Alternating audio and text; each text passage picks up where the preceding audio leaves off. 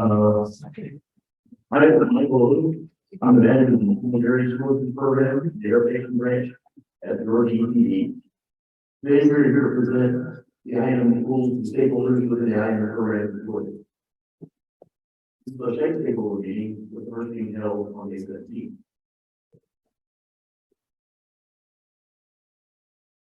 Here's an outline of our presentation today. We'll start with a brief history of the item program in Georgia. We'll mention the current act and the rules that govern our program. We'll talk a bit about current operations of the program. We'll discuss changes we intend to make in our program. We'll talk about the proposed timeline for the implementation of these changes. And finally, we'll talk about some of the other items we consider going forward. So we'll have questions and comments at the end. First, let's start with a little history about our air quality and our program. Back in Atlanta was first designated as being an non-member of the air quality standards for carbon dioxide or CO.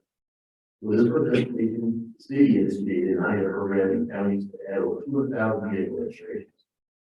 Then a couple years later, in 1981, EPD required Atlanta to implement a basic IDA program. At that time, the Department of Public Safety, or EPS, operated a basic program for counties, Gwinnett, and Gwinnett. Moving forward, in 1991, EPD designated Atlanta active payment for carbon monoxide. However, Atlanta was designated a series non-payment for ozone. As you may know, ozone is formed when volatile organic compounds and nitrogen oxides react with sunlight. Gasoline powered cars can produce VOC NOx. Originally, they're not maintained well. In 1996, Georgia adopted a rule for enhanced inspection and maintenance as required by the Clean Air Act of 1990. At this point, EV takes over the program for EPS. The enhanced program was phased in beginning October 1996.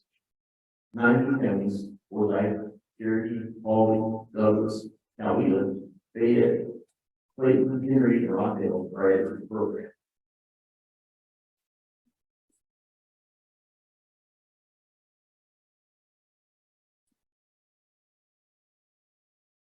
I really discussed the government question. There's the official code of Georgia annotated Title 12, Chapter 9, Part 40, known as the Georgia Motor Vehicle Emissions Inspection and Maintenance Act. This is our authorized statute of law. The environmental rule that governs this, Chapter 391-3-20, the enhanced inspection and maintenance rule. EPD has the authority to change the rule like the act previously discussed.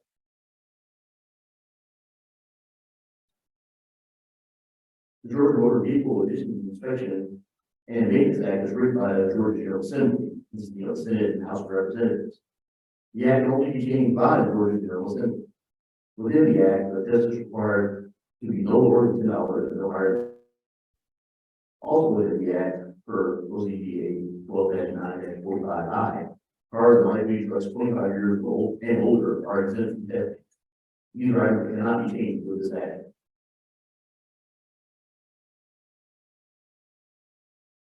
The enhanced inspection and maintenance rules are written by the Georgia EPD and can be changed by the Georgia EPD for the approval of the Board of Department of Resources. The changes being discussed today are the changes to the rules, not the IDA Act. Michael, if I may interrupt, I just got a text that said there's an echo from a couple people that are on Zoom. Yeah. Okay. There's...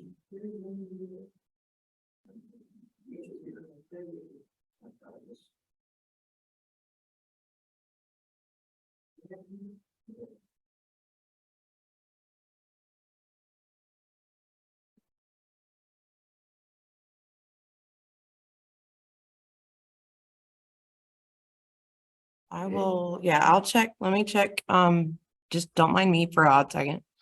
I'll make sure that we're all muted.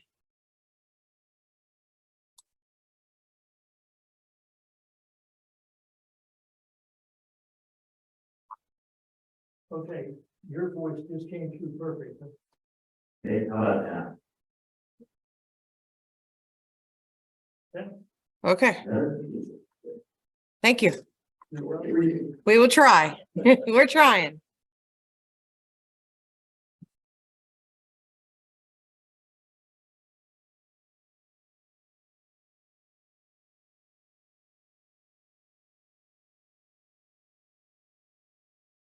Well, not just the program in its entirety, will other parts of the program we intend to change. First, we'll mention the pick vehicle emissions test performed on the program. The catalytic converter check that each inspector is required to conduct. Then there's the onboard diagnostic, or commonly called OBD, test done by each inspector. Where the OBD connector collects the emission data of the vehicle. There's the fuel cap pressure test, to ensure proper fuel tank. Also, the enhanced program requires the EPD of on-road remote sensing testing of at least 0.5% of the subject vehicle population, or 20,000 vehicles, or less. We collect the data on an annual basis at various places around Metro Atlanta. Speaking of the subject vehicle population, the vehicles covered in the program are assigned to be trucks between 3 and 24 model years, powered by S20 hybrid. Right. With first vehicle being 800 pounds or less. And we're gonna stand up, and we're gonna move you over here.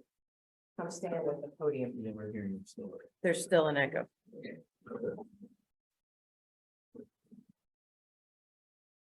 Yeah, remove that. Right. Yes. All right. Okay, where's the mic here? Is this better? Just speak loud. Can everyone hear me now? Okay, Okay, all right, good deal, good deal. Okay. okay.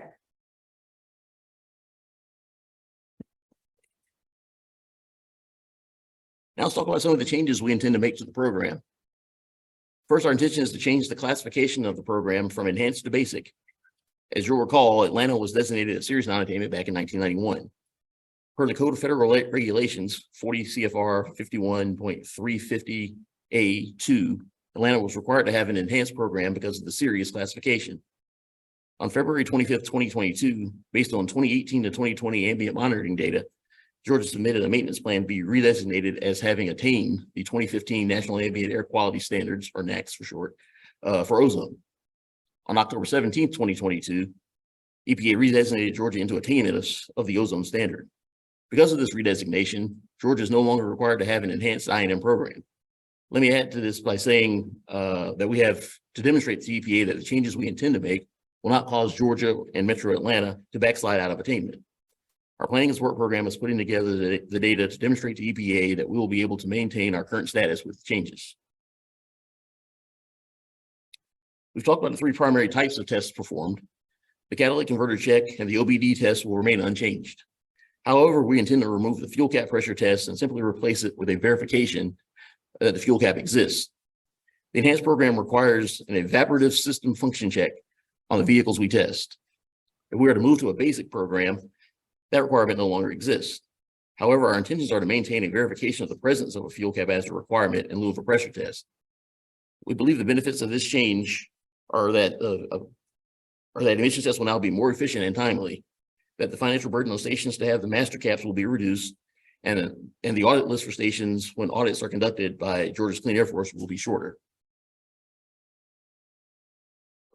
The second change we intend to make is to remove the requirement of an on-road remote sensing. Since the program will no longer be an enhanced program, the requirement for on-road testing will no longer exist.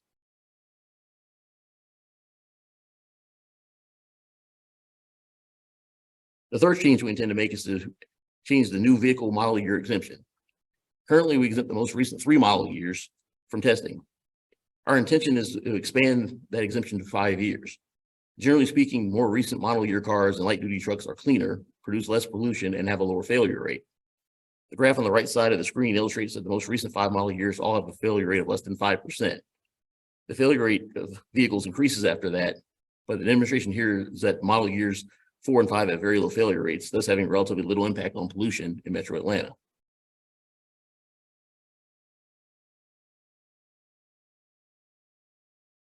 Now we'll talk a little bit about the impact on emissions and our item rule changes are projected to make. First, the impact of NOx emissions is projected to be about 0.08 tons per day compared to 62.49 tons per day, an increase of NOx emissions of 0.13%. The impact of VOC emissions is projected to be approximately 1.19 tons per day compared to 39.85 tons per day, an increase of 2.97%. Ozone formation in Metro Atlanta is limited by NOx emissions. Therefore, the overall impact on ozone is insignificant.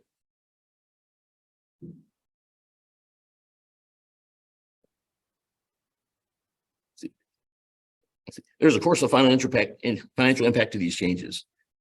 This will result in the cost savings for the public. There are other impacts of these changes of which we are mindful. As you can see on the side, the cost of a certification, or an e-cert as it's called, is $4.02 to the station. That e-cert cost is shared by the management contractor, the counties, and EPD. The remainder of the test fee, ranging from $10 to $25 as required by the Act, is retained by the station owners for their operational costs. Again, the reduction of tests performed will impact the finances for each of these entities. There are potential revenue impacts for I&M station owners, our management contractor, the county tax offices, as well as we, EPD. Those impacts will be directly due to the reduction in the number of tests performed. Additionally, with potential reduction of vehicles needing repair, both auto repair facilities and auto parts sales could be impacted by the reduction of emission tests conducted.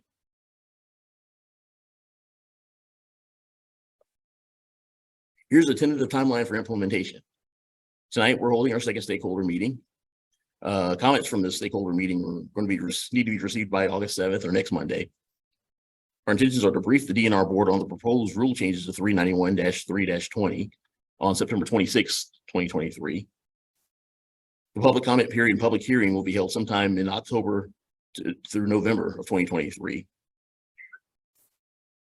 Request the DNR board to adopt the proposed rule revisions in December of 2023. Submit the final SIP package to EPA for approval in January of 2024. And EPA approval of the SIP package can take anywhere from 6 to 18 months. And here we know the EPA must approve the SIP package prior to EPD implementation. So it's going to be several months down the road before this were to be implemented. Sorry, say that again. Yeah, there's EPA has to approve our SIP package when we send it down there, which we intend to send down there in January. So their approval process takes anywhere from 6 to 18 months. So we're talking probably at least a year, maybe 2 years from now before this were to even be implemented. And that's provided EPA approves it. Okay. Some comments and questions and answers that came up during the first stakeholder meeting we had back in May. When will fuel cap testing go away? The answer to that is after the DNR board approves these changes, EPA needs to approve them before the changes can be implemented. There's no official date at this time, but it will likely be, as I said a second ago, 1 to 2 years from now. Can the test fee be increased beyond $25? In this rule to update, it cannot. The maximum of $25 is set by OCGA 12-9-46 and can only be changed if the law is changed. Is the cost of search going to change? At this point in time, it is not. The cost of search will remain at $4.02. Why are we changing the new vehicle exemption from 3 years to 5 years? At 4 and 5 years, the fail rate of vehicles remains very low, while at 6 years, the fail rate starts to rise. The I&M program is no longer required due to our recent attainment status. However, there's still a need to keep our I&M program to maintain the attainment status. At this point in time, I will open the door for questions or comments that you may have.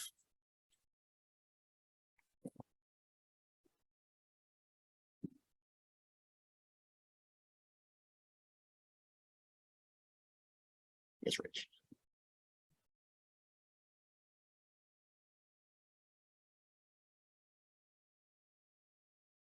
Rich Barber, Cherry Speed Emissions.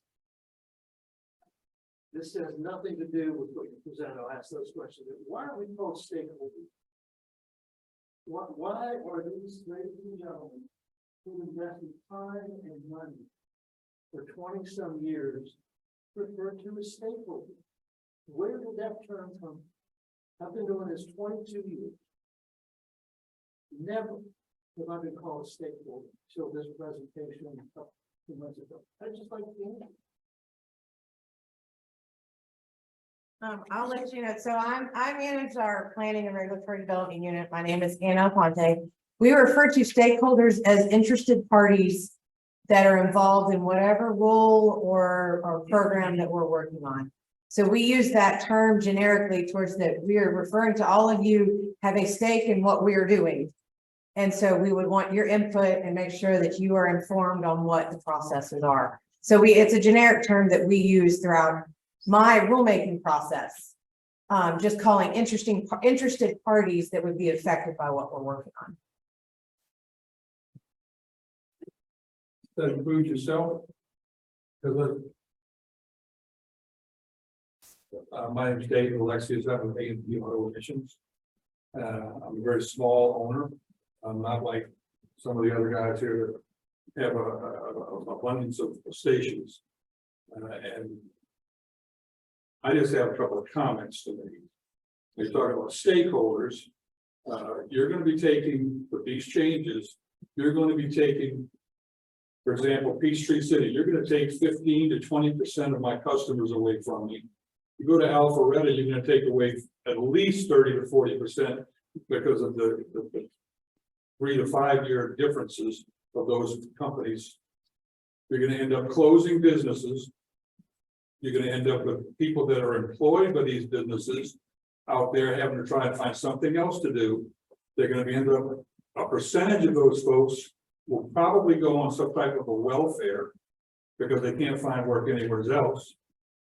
You're going to end up with taking the revenue from the state, who's going to be paying those welfares, which is going to increase the taxes on us as individuals and businesses more, and it's going to be taken away from our profitability. Not to mention the fact that you guys work for the state.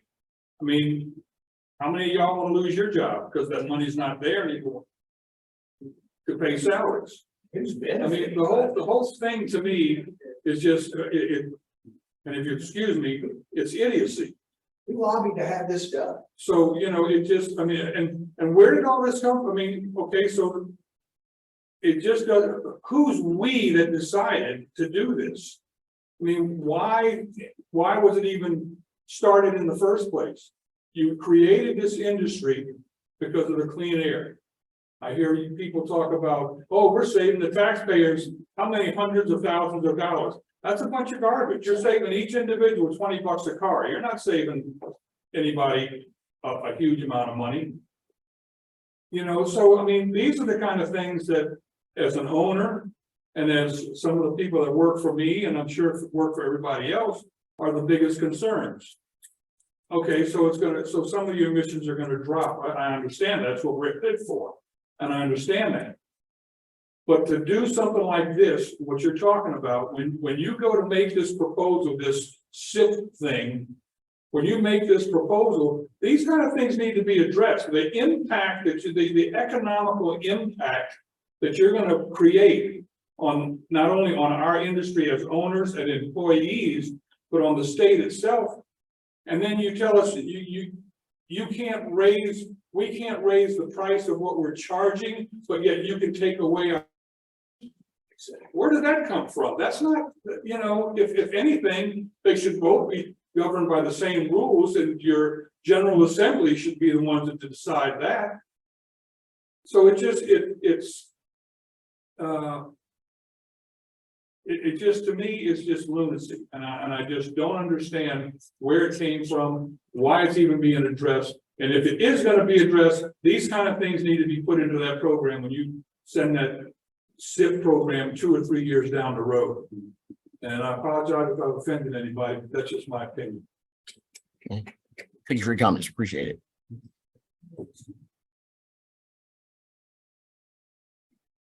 So thanks for having the meeting tonight. I think maybe I could bridge the gap to kind of explain why people are upset and maybe how you guys are looking at that. And that's by looking at how our business works. Our businesses are in revenue business. So my rent is my rent. My employees, $16 an hour. My internet is my internet. My machine lease is my machine lease. So my costs are generally fixed. We charge $20. I look at our revenue as $15 a car. So when our business drops 20%, our profit drops anywhere from 50 to 100%. The first 400 cars is how I break even. If you're doing 600 cars a month, and you lose 20% of that business, that's 60% of your profit. It may be not worth being open anymore.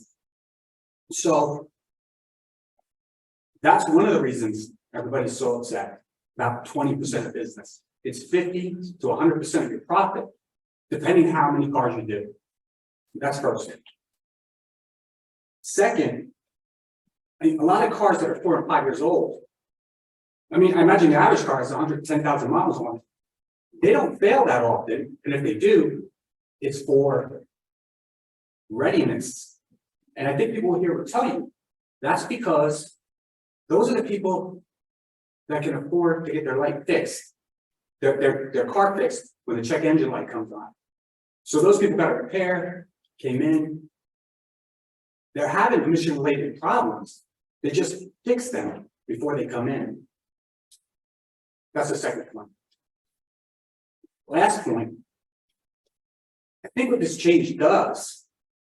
So back on the first point, you're going to have smaller stations go out of business. The bigger stations will take a hit. Maybe that business will funnel over and they'll kind of get back. But overall, and maybe we'll charge 25 instead of 20. The average will go up. And so what will happen there is, people with a car 1, 2, and 3 years old, they're paying nothing into this program. Because, and I always thought that was because, their car, they're probably going to get them fixed. There was a rhyme or reason to 3 years for me. I thought. So they don't pay into the program. Everybody else pays into the program. $20 a car. Now, people who have a car 4 and 5 years old and are paying $20.62 are going to pay nothing into the program. And the people with 6 years and older are going to pay $25 into the program because the cost is going to go up. It's going to have to. So we're taxing the poor, everybody. So it's a progressive tax. You're pushing the money down on people who can lease the 4-wheel. And if people who have a car 4 or 5 years old can afford the $20 a year, even if you don't feel like they're having an impact on the environment, they could be part of the program that benefits all of us. So those are 3 points that I wanted to make. The most important was that 20% of our business is 50 to 100% of our profit. Okay, thank you. Thank you.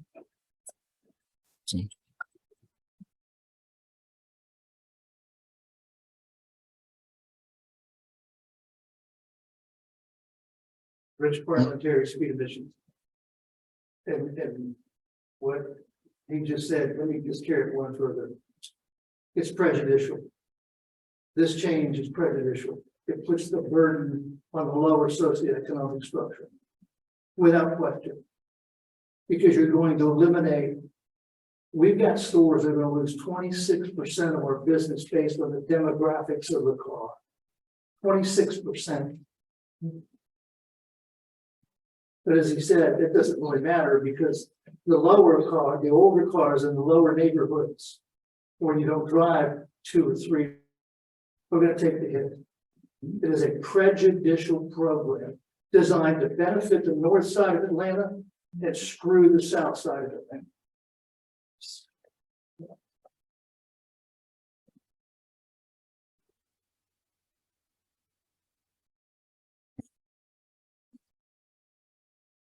Mike Davis, Solution Leader.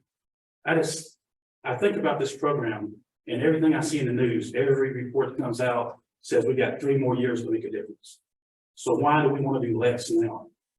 It seems like if in 3 to 10 years, there's no turning point to go back, why don't we start now before back? Even though those cars don't pollute as much as a 20-year-old car, they still do pollute. And they still contribute to global warming and climate change. So I don't see a reason for us to take a turn back now. And like they said, you're giving 20% of the public a tax break, but then of course the prices will go up. So the other 80% have got to make up the difference. So we're just shifting the burden. We're not getting rid of it. We're shifting it. So.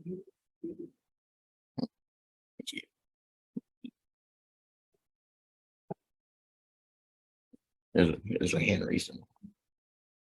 Michael, Yes, go ahead. if I may.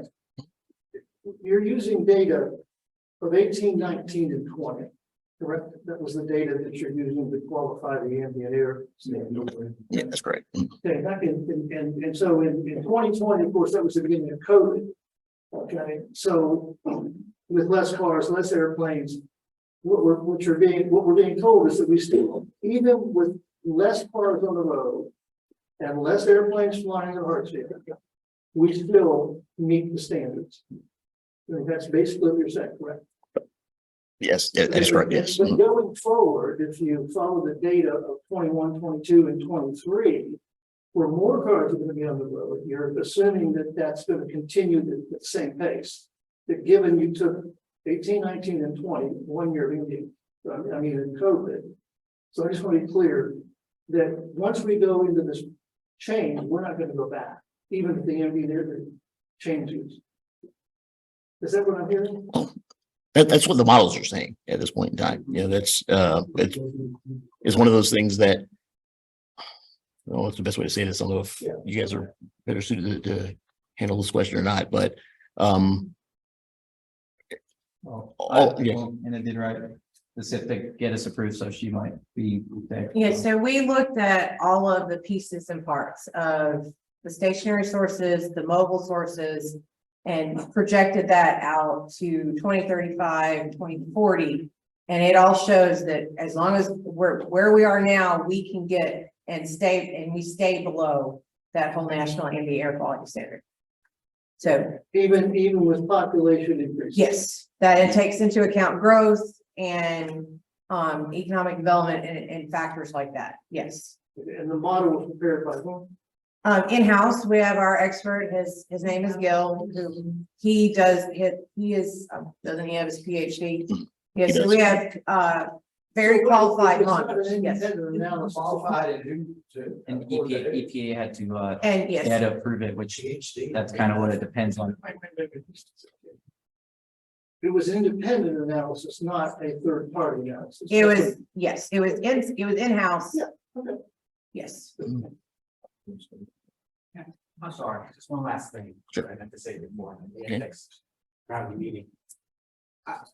My experience, and I don't know about everybody else here, but like, so why are we doing this? This is a little temporary goodwill with people with 4 or 5 year old cars, but I would tell you, and you don't see this because you guys are here, but we're out talking to the customers. I'll be honest with you, I think people like this program more than maybe think they do. People that have those cars 4 or 5 years old, every once in a while somebody says, I don't know why we got to do this. And I would say, you know, you see that car with the exhaust and you say somebody should do something about that. That's what this program prevents. And people say, yeah, you're right. So I think if you ask those people, you know, 4 or 5 years old cars, less of them would say, that's great that you're doing this. They would say, you know, I don't mind. That's my experience. We do have a question in the chat. Yes, okay. Harold Canford, I will now ask you to lower your hand and you can ask your question through Zoom. You should just click unmute and you should be able to talk. All right, can you hear me now? Yeah. Okay, I have 3 things that I'd like for you to address for me. One thing is from the last meeting that I was at that never really got addressed was that when this program started back in '96, I believe it started, the fee was $25 flat. There was no chance of changing that fee. Back in the days of the dyno and that kind of thing. And after that, subsequently, at some point, you had the ability to change that to being between $10 and $25. And from what I gathered from the last meeting, it was because you had some kind of special session that you had, and you had some kind of internal vote on it that evidently you had the ability to do, where you could change that rule to being between $10 and $25. Am I correct in that? You can speak to that.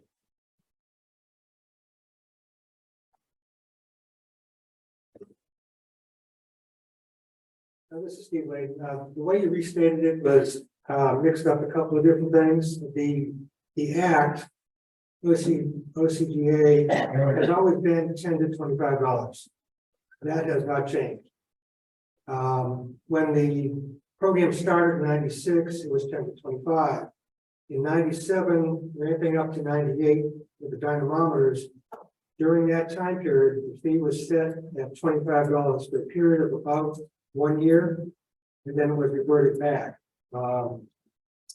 I wasn't working for EPD at the time. I was one of the vendors, so I don't know all that went on this side. It's I just- know you were a vendor because you happen to work for SPX that fixed my machines. Now, at that time, it was a fixed price when that program came out at $25.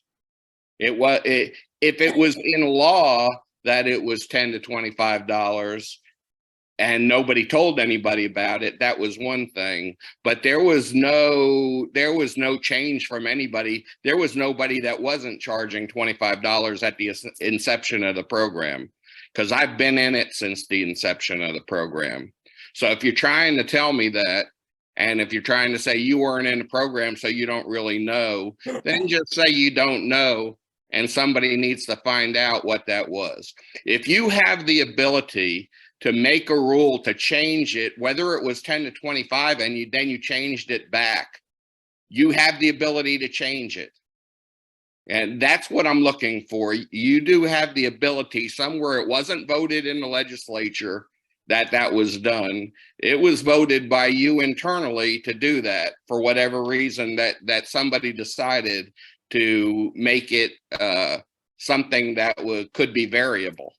Okay. Now, one of the problems with this whole situation is that when you took that and you created a situation where everybody started cutting everybody else's throats, and out there in the marketplace, you caused a lot of stations to open up because people saw an opportunity to make a fast buck and try to lower the price, and so you opened a lot of stations, which for you seemed to be good because you had locations all over the place and the wait times for people was spread out and all that kind of stuff. Now, getting back to the fact that you still haven't answered that question, and I hope there's somebody down there that knows the answer to that question, okay, that can answer it for me. You move into step number 2, and that is, now that you have all these stations open, with the proposed changes and the fact that there's not enough revenue in this program, in anybody, I don't care if you have a PhD or who you have down there, okay, there's not enough money to be made. You cannot have a rental situation where you have a location with what you demand, with having a bathroom and having all that kind of stuff. You can't have that at the prices that they are right now. So what's going to happen is, and I don't know, you should have done a study of what the amount of closures is going to be, okay? Because there's going to be closures because people can't afford to stay in business at that price. And I hope you have been far enough forward to plan on that.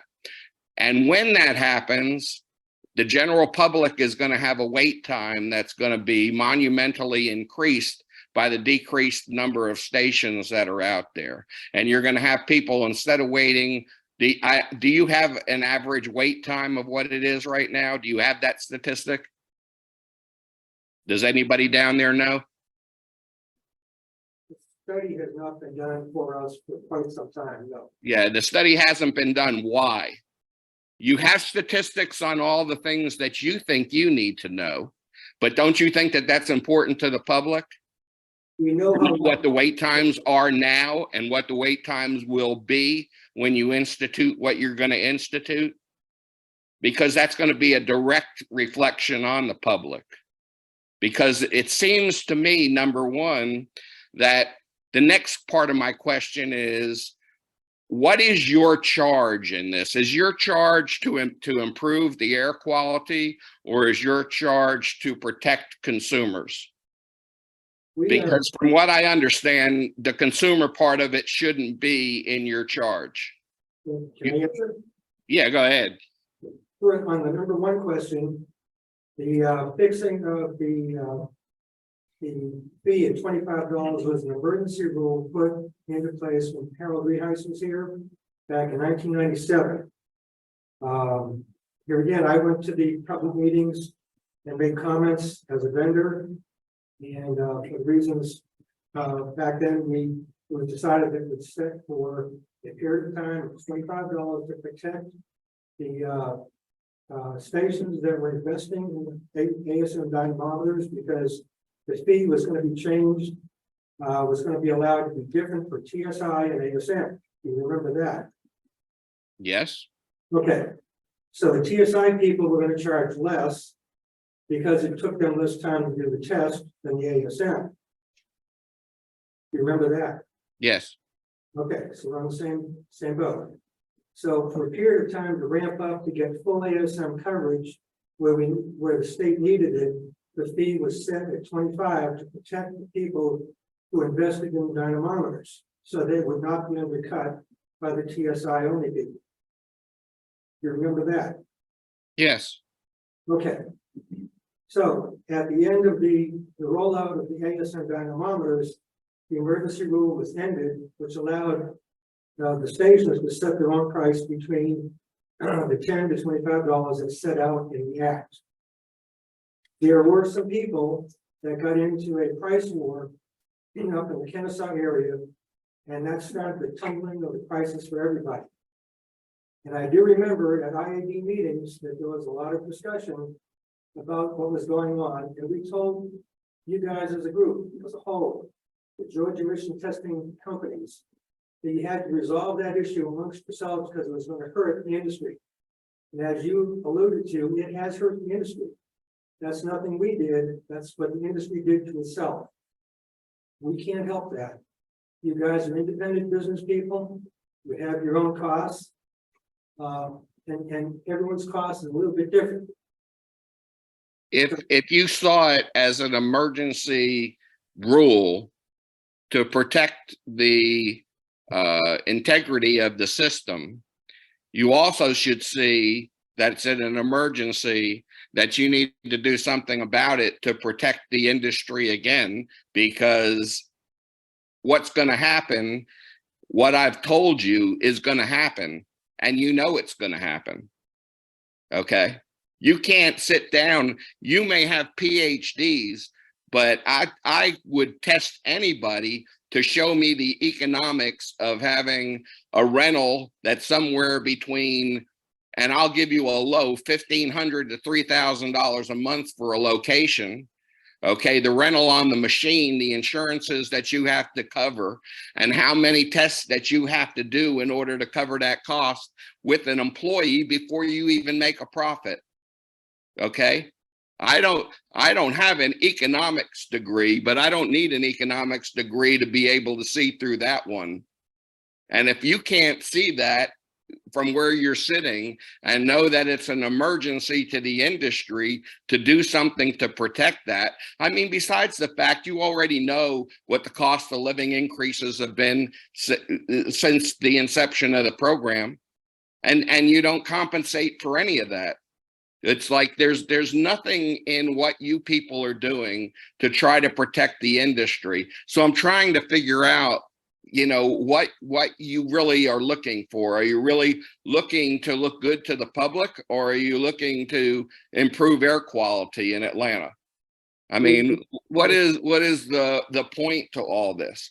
Because again, what you're gonna wind up with is you're gonna wind up with 15 to 20 minute waits for people to get emission tests, and people are gonna get ticked off. Okay, and to be honest with you, I'm going to ramp it up to the news media, okay, and do something preemptive on this, because if there's an investigative report of what's going to happen when half of your emission stations close because you're not willing to at least bring the price up to a steady $25, which I believe in an emergency meeting that you can have, you can do it. Or at least if on your side of the situation, you were to push for that, because as good as good stewards of the environment, you should know that the program's needed to help air quality. So it's like, where are the incentives to do what's happening? That this is a whole backwards approach to a problem that everybody can see if you open your eyes. Unless you want to try to tell me that you can make an economic model that will show me how this is going to exist in the world as you present it. You know, you want to tell me that we're just business people and we do what if we were business people and we were allowed to do, and it was an open system, that we could regulate the price and we could take care of that. We could take care of that. But our hands are tied because you people won't let us do what we need to do. And you were the ones that were coming to us at the beginning, wanting to help with the environment and to do all this and to buy the dynos. And as you know, I bought a dyno and I had 2 machines at my thing to try to promote the program that you sold to us, but you're not doing anything to help it now. You're throwing everybody under the bus. And that's just the way it is. If you want to dispute any of that, I'm willing to listen, and I'm an open person. But you tell me where I'm going wrong here. Well, we are tasked as an agency to make sure the air in the Atlantic is clean to breathe. And we needed your assistance the last 26 years to get that done. And we appreciate all the hard work that's gone into it. We have clean air because of all the work that's been done. We want the program to continue in some form or fashion. But because we have met the national Indian air quality standards, we no longer need programs. So for the program to go away totally or to maintain in some form or fashion, that's what we are attempting to do here. We don't want the program to disappear totally, because it's what they call anti-backsliding. If we stop the program today, a program of our size, we all realize that in a matter of years, our air quality will not be the same because people won't fix cars. We know that. So by maintaining the program, even if it's a basic program, we will maintain the air quality because that's what we are tasked to do as an agency. Does that make sense?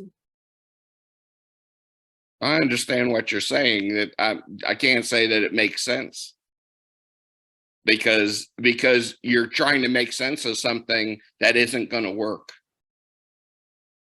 And if ultimately the program can't succeed because people can't make money and the locations won't be open and people are going to sit there for 15 to 30 minutes waiting for an emission test because somebody won't bring the price into line, the public will not stand for that because the public would pay the $35 or the $25. The fact that you say that the average price is $20.49 is what you said the last time. Okay, do you think that they're going to squabble over $4 to make it a total $25 even?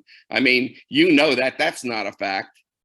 You know that everything else that people buy, the fact that the gasoline these days now it's $3.50 a gallon and going up. You know, that's a ridiculous point that the public won't accept it, or the public's going to demand that when all these stations close, they're going to demand that you do something about it. They're going to be raising hell that they're going to have to wait because there's not enough stations around in your program. And if all of the stations were to close, what would you do with the program then? If you were going to initiate a program by the state, or you're going to have it run yourself, to institute that program would cost millions and millions and millions of dollars, and it would take years to roll out that program. So if you drive all the station owners to closing their stations, you're going to have a big problem on your hands. I don't understand why there's anybody that down there that can't see that or doesn't have the intelligence to try to do something about it and preempt it before it happens.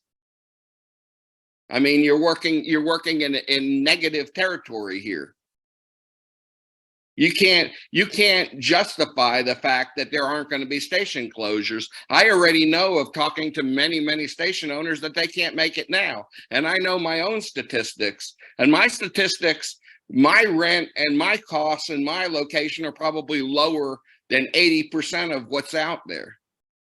And if I'm having trouble doing it, I know they're going to have trouble doing it, or they won't be able to maintain that. Or they're going to have to hire some people that'll work for $7 an hour in order to try to give you the quality. And what's that going to do to the quality of your inspectors out there? I mean, this whole thing is just working. You're just working backwards. Instead of trying to enhance a system and make it better for everybody, including the consumer, it's like so one-sided. You have such a narrow view of what's going on here. And I think all of you down there, whatever positions that you're in, need to like open your eyes and see what's going on here. That's my view, and that's my comment. And you can make any comments to me you want. If you can prove me wrong in any of this, I'd love to hear it. I haven't heard it yet. I've heard what you say you can do and what you say you can't do, but you can see those problems that it's going to create, but you're not addressing anything. You're just addressing a couple of rule changes that you want to make it easier on yourself, but you don't care about the industry. And that's where it comes to grips, is whether you care about this whole program being successful. Yeah, you've had success up until now on the backs of all of us. Okay, I'm not looking for you to support me. I've supported myself my whole life. I'm 70 years old and I don't need you at this point. Okay, but there are a lot of people that do. And plus the unemployment costs of when all these people go on unemployment, and all the people that aren't going to be renting their buildings anymore for anything because they won't be getting the revenue, because there won't be an emission station paying them $2,000 or $3,000 a month to have that location. The economic impact of this goes further than what you see. It runs all the way down the line to everybody, to all the people that can't afford to buy their groceries, that are going to not buy groceries and everything. This is a big thing. And I don't know whether you people really can see all that, but you need to. And I'll be done with that. I said my piece. Yeah, I wanted to respond to some of your comments. My name is Jim Boylan. I'm the chief of the air branch here. And I wanted to give a little background. Someone had asked, why are we even doing this? Whose idea was it? So when we became attainment for the ozone standard, this program is no longer required by the Clean Air Act. The legislators downtown have come to the EPD director telling them that they don't think that we need this program at all anymore. And we disagree. We think that we do need the program, but the legislators in Tennessee actually got rid of all the I&M programs in the state of Tennessee through the legislators, and that they don't have I&M programs anymore. We don't want that to happen to us. So they've been talking to the EPD director about getting rid of the whole I&M program. We've looked at the emission calculations. There's that would be a lot of emissions. The EPD director thought that this was a way that, although the program is not required, that it would actually hopefully keep the program around longer, rather than have legislation passed to get rid of the program altogether, which none of us would want. So that was sort of the motivation for this. To answer your other question is, based on the last stakeholder meeting, I did talk to our legal counsel about, do we have the authority to set the cost at $25 for everybody?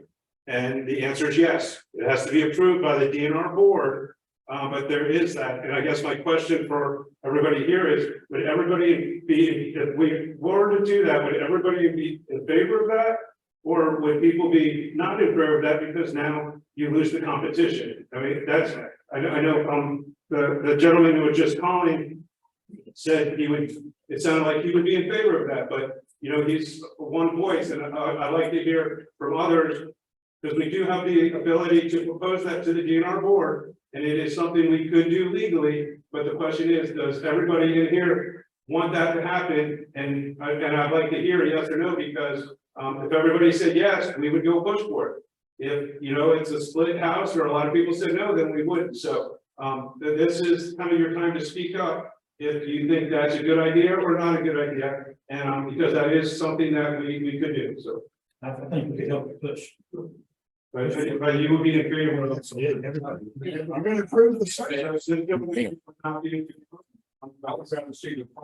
see the price from 10 to 25 be raised up like 25 to 30. That's Yeah, because that way it still gives guys like me, small guys, to be able to compete with the larger groups. okay, because that's out of our authority. It's you know, But with that said, whatever the majority wants, whatever the majority decides, I'll go with whatever they decide. In my own opinion, I would like, I don't go with the 25. We're not gonna get to 25 to 35, that's the problem, unless we go to the legislature. We want to right, get it. that is beyond anything we can do. My name is Rich Parliamentary Commissions. Can I say, please don't use Tennessee as a comparable program, okay? Because the Tennessee program isn't anything like the Georgia program, as you know, okay? I think Steve Lake can attest. But I guess my example was No. was that the legislature. No, you're missing my point. You're talking about a program this size in Nashville, Tennessee versus 3.25 million cars in Greater Atlanta, the 8th biggest city in the United States, which has had a huge problem with air quality for years. So you can't use Kentucky disbanding there, you can't use Indiana using there, Washington. That's not apples to apples. Let's talk about Houston or Dallas, LA or San Francisco. Then we can talk apples to apples about program. Okay, because I really get upset, as you can see, this, because you're misleading people on programs being stopped by the legislature. It's not an apples to apples. But conceptually, it's the same. It's still not apples to apples. In Tennessee had Chattanooga and Memphis and that there were. Look at that, basically, a state-run program run by Opus or ESP for a short period of time. It wasn't since 1980. We can debate it all this time, okay? With respect to the price. Now, I'm president of the IAB. I was elected a few months ago, and I'm speaking as the president of the IAB. Our anger, as you heard from that guy, is immense. Believe me, I get calls, emails for the last 2 months. Now, I can assure you we're going to have more after this. You've heard the frustrations that we have because we seem to be totally. And the game that's been played with the DNR board was played on us 5 years ago when we asked for a meeting with the DNR board to talk about this very thing on price. This very thing, and we were not permitted to meet with the DNR board. And that was me, Ken Meisner, Jiffy Lube, Jeff O'Tate from Jiffy Lube. I mean, we were stonewalled. So you can imagine the frustration and anger among the 500 owners in the program we're talking about. Okay? You know, it's like you pretend, and you plural, not you singular. Okay, you weren't here. Karen Hayes was here. Okay? And Karen Stonewall was, and I would say that if she was sitting right there, and she knows she did. Because I could bring Ken Meisner from down here, Jeff O'Tate from Jiffy Lube, Andy Delange was in that meeting, okay? And Randy Dickerson. So telling us you can get the DNR board to talk, we're willing to listen, whether we want it. 25 doesn't cut it, really. If you take the cost of inflation, I've had to sign 8 new leases this year. I'm beside myself. 8 new leases this year. 8. I read this one 600 a month, started last month. I did some statistical analysis, okay?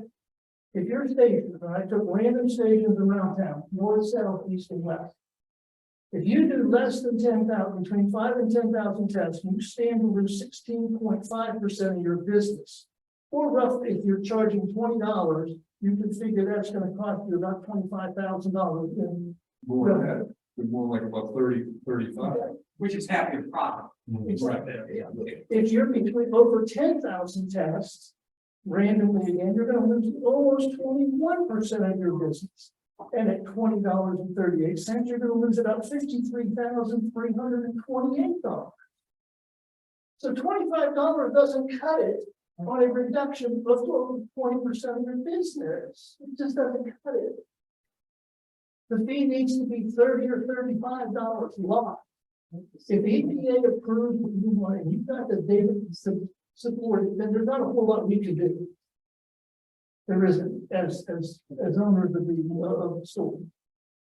But we sure as heck don't want to see what that over talking about, because he's right. He's right, and it's not gonna be 20 minutes late, it's gonna be 30, 40 minutes. And then WSB is gonna cover it. This will, you know, you can bet on it.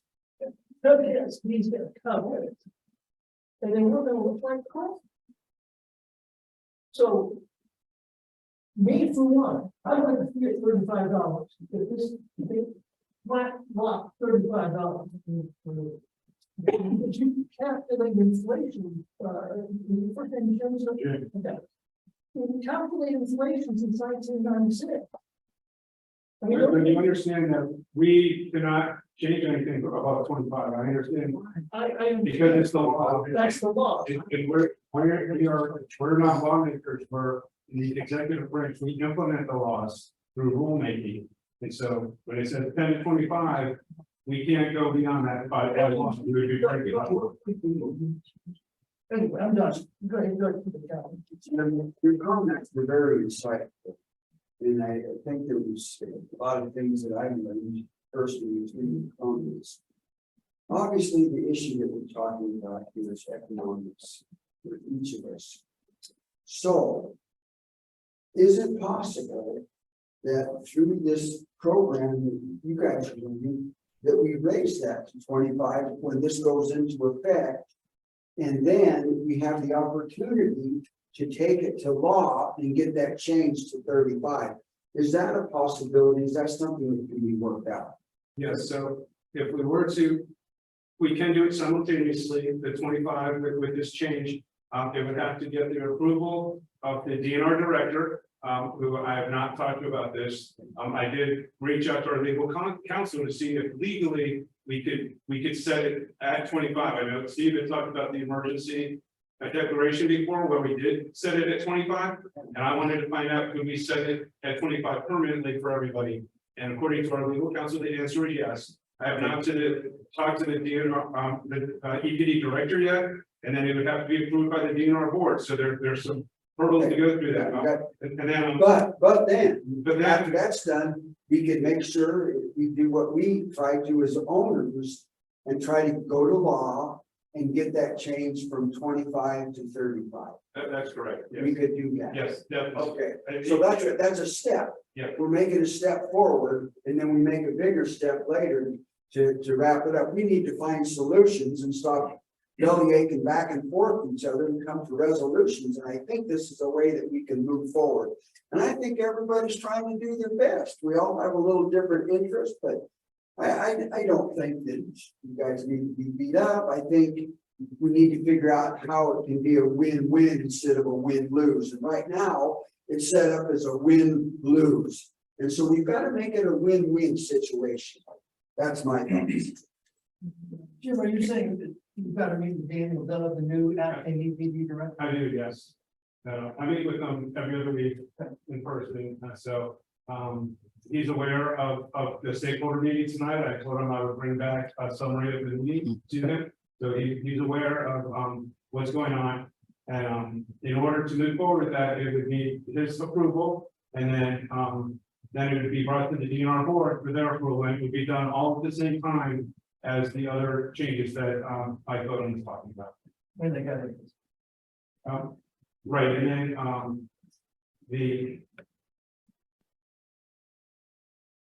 right, so it would get all implemented at the same time. Yes. I love what Rich had to say, what this gentleman had to say. The only thing I might want to add would be, if we can at the present time go over the $25 issue, and there's an argument of the 10 to 25 couldn't just be raised like from 20 to 25, and we have it, so we could still have a minor competition there until we can move forward and going up to what we're 30 or 35 at a later time when all this goes through. Is there a way to, I mean, that, I have not asked that question of our legal counsel, but I believe the answer would probably be yes. That we could do 20 to 25, or we could set it at 25. So legally, I believe all those are possibilities, you know. What gets approved by the DNR board, you know, you don't know, but legally, I think those are options that could be on the table. I personally am not in favor of that. I think you take, I think you lock it down. Yeah. Set a price and leave it alone. And that way you don't have all of this crap that goes on. Yeah. You leave it, you know, you just leave it alone. You lock it and leave it. Yes, so are we still, you guys are still taking applications for new stations? Yes. Yes. Now, is there anything gonna be given to the new station owners to let them know, potentially that they're wasting their money and their time? It takes about 3 years to start even breaking even in policy. So, you know, if someone new come in, may not realize exactly what's going on, and they'll jump into it and throw all their savings into it, and by the time they're making, you know, anywhere decent, breaking even, they get hit with that. You know, and I mean, I'm just, you know, I'm not being critical, I'm just asking, I think any new station owner should be made aware that, hey, you know what? This is gonna be a much harder road than the guys had 5 years ago. Because. To that end, it's interesting because the owner I know who's trying to sell his stores, they spend lots of other places. Because he's trying to decide whether he's going to disclose this data. Because the value of his business is based on this. Yeah. After, and he falls into that category of stores at 10,000, so he's gonna lose about 20% of his business in potentially in 18 months, or whatever EPA approved. So I think Mike's right, there needs to be some documentation on somebody coming to the industry. Proposed changes, they're proposed. Yeah. And then they know, I mean, it's not saying, but I think that's a good point. You've got a new owner needs to know that it may not be what you think it is today. Because they invest 2 years of their lives working on everything, trying to get to 500 a month. Yeah. Build that, and then, you know, they get it to 400, and then the next year this comes into place, and they're down to 300, and it's the beginning. We could talk about that internally. Yeah. The gentleman in the corner, did you still have a comment or a question? Now, you said you all are bringing this presentation to the legislature. The beginning of the board. Yeah, to keep this program going. Okay, Yes. what if they call us stakeholders? What if the stakeholders don't want to change? Yeah. Number one. Number two, what if the legislators see this as a place to say, you know what, we don't want this program anyway, why not we eliminate it after we present all? Longevity. Because we are just trying to stir up something that, you know, it's just there. The legislators have already been talking about getting rid of the whole program altogether. Not all the legislators, but some of them. And they've actually brought it to the attention of the EPD director. And this is kind of our way of saying, you know, we'll make the program, you know, the program is not required anymore. We're gonna make it a little less burdensome on the public, but we're not, we don't want to eliminate it. It's kind of a negotiation. And we're hopeful that with this change, they will leave the program around for years and years to come. That's sort of the. Or have they done a survey about it, like, okay, what's the public saying about it? Do they really want, what's the percentage? And at the same time, when you all say, okay. Well, some people in the public, as was We don't have it. said, the program, but if you were to tell the public, you never have to get your processing, and most of them probably would be very happy. There would be, but there might be some. Like, but you're not like, okay, these are the benefits, these are the disadvantages, like what? You tell the public, most of the public gonna understand that. At the same time, when you say, okay, whether you're, we only have like 5, 6, 10 owners. But if you wanna find out, okay, who wants to go for 25, I'm for it. Okay, I'm a small owner, but I'm for it. But at the same time, if y'all can just send a message to the owners, hey, can y'all reply to us back saying, hey, who wants to be on the 2025? Something that, I'm sorry, what's your name again? David. I mean, is that something you can do, is reach out? Only the applicants will have to do it with the email. Well, yeah, I mean, we, I mean, it sounds like you've now reached out to the owners, and this would be something that they would be in favor. find out a way to do it. Now, let me ask you also, you guys take any consideration to the longevity of the program, considering that 10 years from now, even 50% of the cars being sold will be electric? So what is the program look like? No, I'm saying because the point is that we all know, I mean, we should know that there is a time. Well, let's hope so, let's hope so. I think we can say that the program will not be running forever. Is that? But we all know that, but you know, how far out is, I don't think anybody knows that answer. My point being is that we should do everything we can to stretch it to that point, as opposed to putting everybody in a situation where that point comes sooner than later. Because eventually, if 50% of the cars being sold are electric, that's 50% of the business cost thing, that has the same effect consistently. I think that's what they're trying to do. They're trying to make the program last as long as they. Right. Yeah, I mean, Believe me, these guys here, this is their career. Yeah, If the program goes away, yeah. Patrick, Michael, I mean, We lose all we find them other jobs. We don't want to lose. Thanks. So, we gotta keep them on. No, I mean, our goal is to keep the program as long as we can, and we think that we actually think this is the way to keep it longer than, not doing anything and having the legislators by law, say this program must go away. And that's what we don't want. And I just got one more question too. Once this is implemented, if it is, is there any talk or any plans to go further than what we're doing here? There's been no discussions, going beyond what we have talked about. Okay. If we get rid of the program, don't we lose like our federal roof funding? No, because I agree with the open standard thing. What that means is the program is no longer required by the Clean Air Act. And so, Your responsibility, then this group's responsibility is to sell them on the idea that if we do away with this program, then the air quality is not going to be under the standard. It's going to go back over the top of it. And so you've got to sell legislation on that. and we've actually done, like Mike said, we did the modeling to look at the impact of the 3 years to 5 years. We did modeling. One of the things on the table was remove some of the counties and keep some of the counties and not just the 3 to 5 years. We also did modeling of what would be the impact of removing the whole program altogether. And the impacts were much more significant.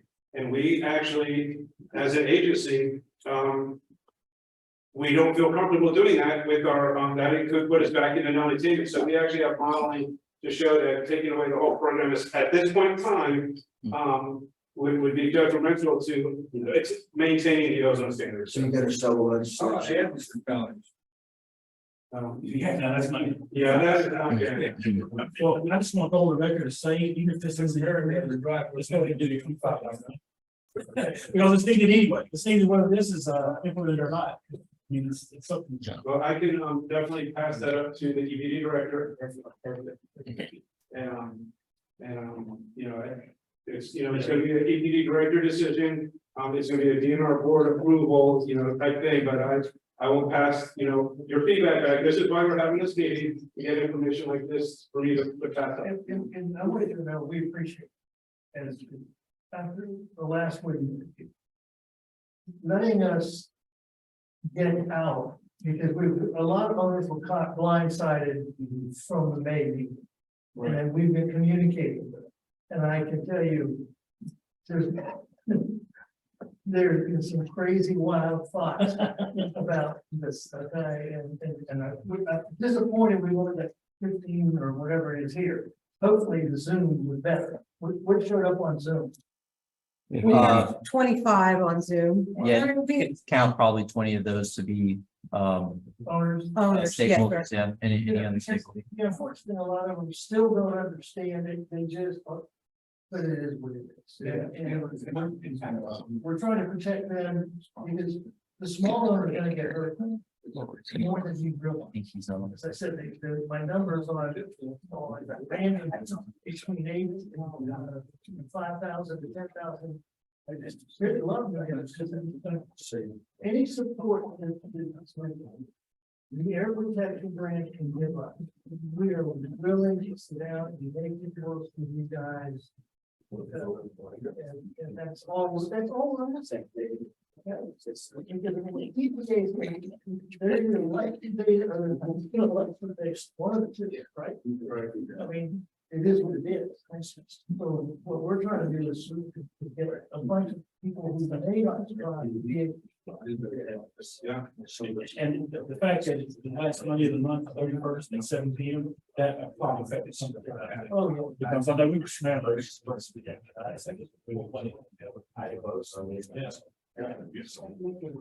all. I think the revenue right there. Meeting we should sponsor. Yeah, yeah. Does anyone else have any other comments?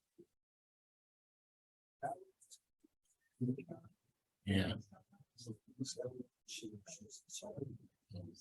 Any more comments or questions from anybody?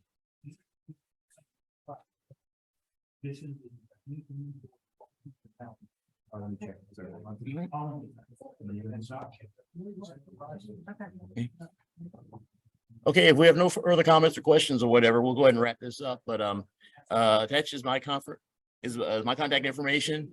Got the address here. You've got my email address, you've got my phone number, and we'll have a recording of this on the attached website in the coming days.